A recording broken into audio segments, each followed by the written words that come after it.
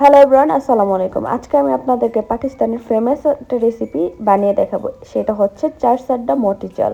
এটার জন্য লাগছে মোটা চাল আর মুগ ডাল এবং মোটা চাল একসাথে আমি মিলিয়ে নিয়েছি। মুগ ডালটা অবশ্যই আগে ভেজে নিতে হবে। আর এই চার সাড্ডা মোটি চালটা এত মজার হয়ে থাকে, আপনার ঈদের দিন এই রান্নাটা কিন্তু ট্রাই করতে পারেন। চলুন তাহলে রান্নায় চলে যাওয়া যাক। প্রথমে আমি এখানে গরুর মাংস নিয়ে নিয়েছি। এখানে হাড্ডি ছাড়া কিছু গরুর মাংস নিতে হবে। আমি এইভাবেই কিনে এনেছি, একটু ছোট ছোট করে। এখন কেটে নিব সবগুলা মাংস। এই মাংসগুলোকে আপনি অবশ্যই হাড্ডি ছাড়া নেওয়ার ট্রাই করবেন। তারপরে আমি এগুলো এখন ছোট ছোট টুকরো করে কেটে নিয়েছি। দেখুন, এগুলো চাইলে আপনি আরও ছোট করতে পারেন, কোনো সমস্যা নেই। আমি এরকম সাইজে করেছি। বড় একটা হাঁড়িতে নিয়েছি। আমি যেই হাঁড়িতে রান্না করব সেই হাঁড়িতে নেওয়ার ট্রাই করেছি। তারপরে এখানে দিয়ে দিব পেঁয়াজ। তো পেঁয়াজগুলো মোটা চিকন যে কোনোভাবে দিতে পারেন। দিয়ে দিব টমেটো ফালি করে নিয়েছি যেগুলো আমি। তারপরে টমেটোগুলো দেওয়ার পরে আমি এখানে দিয়ে দিব হচ্ছে রসুন।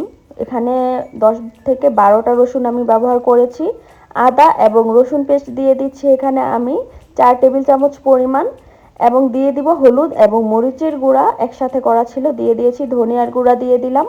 দিয়ে দিব এখন জিরার গুঁড়া। এখন আমি এখানে এই মশলাগুলো আস্ত দিয়ে দিচ্ছি, আপনারা চাইলে গুঁড়া মশলা দিতে পারেন। লবণ দিয়ে দিলাম স্বাদ মতো।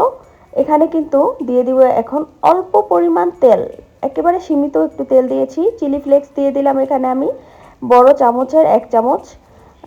এখানে টেবিল চামচ ব্যবহার করেছি। এখন দিয়ে দিব পানি। পানির পরিমাণটা আপনি মাংসটা একেবারে সিদ্ধ একদম ছুটে যাতে যায় ধরলেই এভাবে করে সিদ্ধ করতে হবে, তাই পানির পরিমাণটা একটু বেশি দিয়ে দিলাম। এখন পানিতে আমি দেখুন এগুলো বলক চলে এসেছে এবং এই পর্যায়ে আমি চুলার আঁচটা একদম কমিয়ে দিব। তারপরে আমি চলে যাচ্ছি, এখন চাল নিয়েছি। এখানে আমি চাল দিয়ে দিচ্ছি মোটা চাল আমি যতটুক মোটা পেয়েছি আমি এনেছি। কারণ পাকিস্তানে যে রেসিপিটা হয় সেটা কিন্তু চার সাড্ডা মোটি চাল। এটা হচ্ছে আপনার পাকিস্তানের চার সাড্ডা এলাকায় পাওয়া যায়, চার সাড্ডা শহরে। তো এটা আমাদের এখানে পাওয়া সম্ভব না, তাই আমি যেটা পেয়েছি সেটা দিয়ে রান্না করেছি। তারপর এখানে মসুর ডাল ব্যবহার করছি আমি অল্প, এবং মুগ ডালটা অবশ্যই ভেজে নিয়েছি, তাতে সুন্দর একটা স্মেল আসে। তারপরে এখানে আমি চাল ডাল সব কিছু কিন্তু ধুয়ে নিয়েছি। এখন আমি এখানে মাংসটা দেখছি যে কেমন সিদ্ধ হয়েছে। মাংসটা কিন্তু একেবারে পারফেক্ট সিদ্ধ হতে হবে, যেন হাত দিয়ে ধরলেই গলে যায়। তো এটা আমি দেখে নিচ্ছিলাম, মোটামুটি মাংস সিদ্ধ হয়ে যাওয়াতে আমি উঠিয়ে নিচ্ছি একটা বাটির মধ্যে। মাংসগুলোকে আমি উঠিয়ে ঠান্ডা করে নিব, এবং এদিক থেকে আমি যে পানিটা ছিল মাংসের সেখানে চাল ডাল দিয়ে দিলাম। তো এখন মাংসগুলো দেখুন কি পরিমাণ সুন্দরভাবে সিদ্ধ হয়েছে। এখন হাত দিয়ে সব মাংসগুলোকে আমি ছুটিয়ে নিব এবং ঝোড়া করে নিব।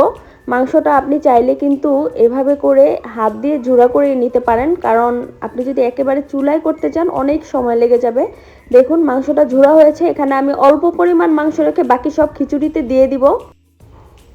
আর এই মাংসটা আমি রান্নার শেষে ব্যবহার করব। এখন ভালো মতো মাংসগুলোকে নেড়ে চেড়ে খিচুড়ির সাথে আমি এখন রান্না করব। তারপরে এখানে আমার একটা প্রধান কাজ হচ্ছে, আমি ঘি দিব একটা কড়াইতে। ঘি দিয়ে এখানে হচ্ছে পেঁয়াজ বেরেস্তা করে নিব। এই পেঁয়াজ বেরেস্তাটাই কিন্তু আপনার খিচুড়ির স্বাদটা অনেক গুণে বাড়িয়ে দেয়। পেঁয়াজটা ভালো মতন বেরেস্তা করে নিতে হবে। আমি একটু মোটা দিয়ে দিয়েছি, আপনারা একটু চিকন পেঁয়াজ ব্যবহার করবেন বেরেস্তার জন্য। এখন একটা ডাল ঘুটনি দিয়ে ভালো মতো খিচুড়িগুলোকে ঘুটে নিতে হবে, কারণ যাতে মাংসটা ঝোড়া হয়ে একেবারে খিচুড়ির সাথে গায়ে গায়ে লেগে যায়। এবং এখানে আমি হয়ে গিয়েছি খিচুড়িটা ঠিক তখনই কতগুলা বোম্বাই মরিচ দিয়েছি, কতগুলো না 2টা দিয়েছি, আপনারা চাইলে ঝালটা বেশি কম দিতে পারেন। পেঁয়াজ বেরেস্তাটা কালারটা একটু বেশি হয়ে গিয়েছে, তো কিছু করার নেই। এখন আমি পেঁয়াজটা দিয়ে দিলাম। আপনারা বেরেস্তাটা কিন্তু একেবারে যে কালার হয়ে থাকে আগে করে নিতে পারেন। আমি কিন্তু আগে করি নাই, একদম সাথে সাথে করে দিয়েছি। তারপরও ফ্লেভারটা খুবই সুন্দর এসেছিল।